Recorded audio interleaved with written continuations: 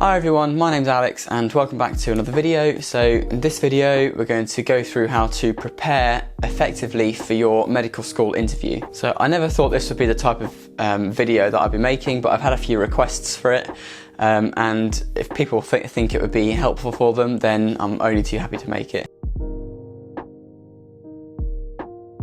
So the first point is to know the medical school. So it might be an integrated course where you have placement all through the 5 years. It might be traditional where you just have placement at the end and pre-clinical for 3 years.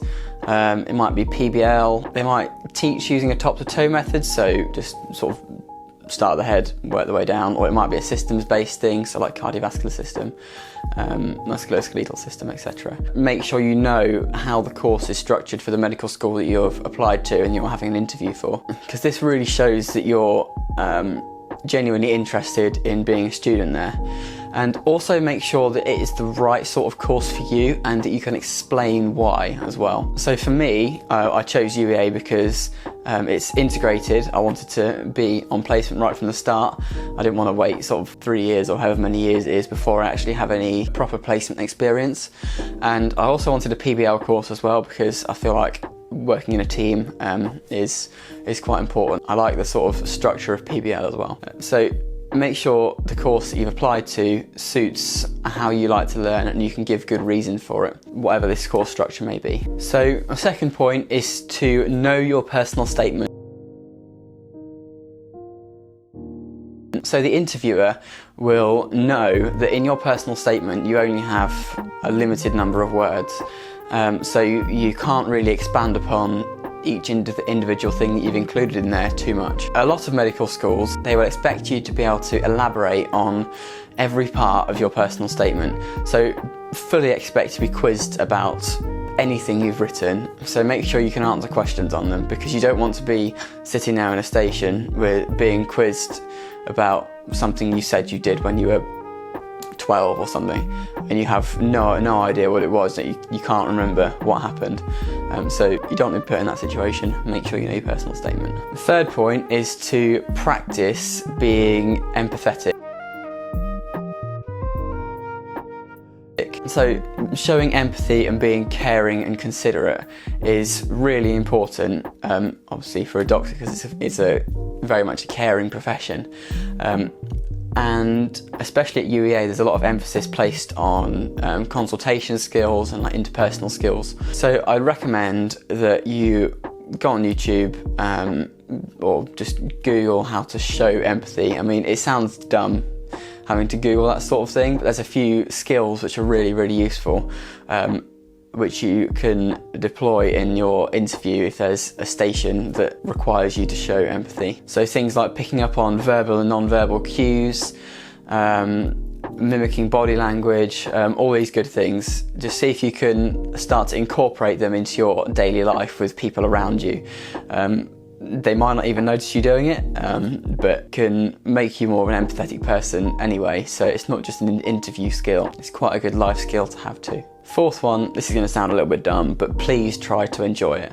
So if you turn up to your interview, most people do, stressed, like really, really nervous for it, not too sure what to expect, the nerves will hamper your performance, or some strange people, they may boost your performance, but often they'll hamper your performance. You'll seem nervous, and as a medical student and doctor, a lot of it is about confidence, not arrogance or cockiness. You just have to be confident and comfortable in your own skin. And if you think of enjoying the process more, you'll be less worried about the outcome and more sort of in the moment and enjoying it, and you'll find yourself less nervous.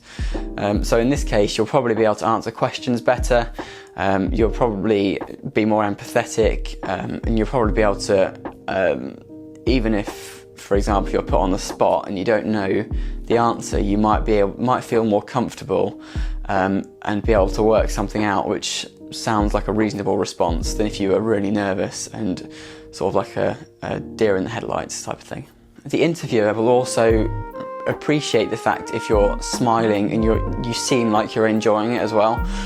It can make you come across as a much friendlier person and make the interviewer look more favourably upon you. I know it shouldn't really happen, but yeah, it can do. So it can make you come across better in interviews. And this is sort of a really good skill to have on placement as well. So on placement, you're going to be, it's quite intimidating when you first start.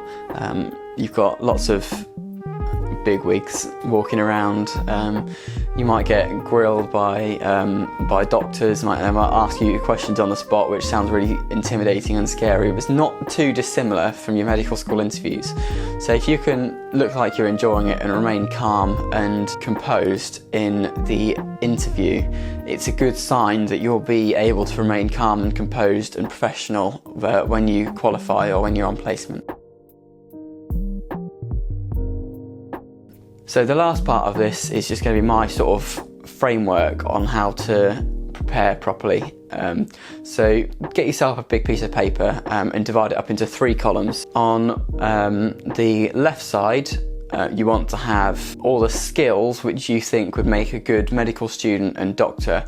Things like communication skills, being a really hard worker, being able to work well in a team, resilience, all these good things. So list them down the side, and then in the middle column, explain as concisely as you can why these are essential for being a good medical student or doctor. And then on the right hand side, go through your personal statement or come up with new examples of where you've demonstrated these skills. So hopefully in an interview, you'll have this big bank of information which you'll be able to call upon if, for example, you're stuck on a question, or you're asked to show where you've demonstrated a certain skill, or you might even be given a scenario where a doctor has not demonstrated one of the skills, and it'll just make you more familiar with the sort of things that it takes to be a good medical student or doctor. So I did this before my UEA interview and before my Brighton Sussex interview, and honestly, absolute game changer. It really helped me. I definitely recommend you do it too. So I guess that was kind of a lot of information. If there's one point out of all of them that I think you should take from this, it's to try to enjoy it, because none of these things matter if you're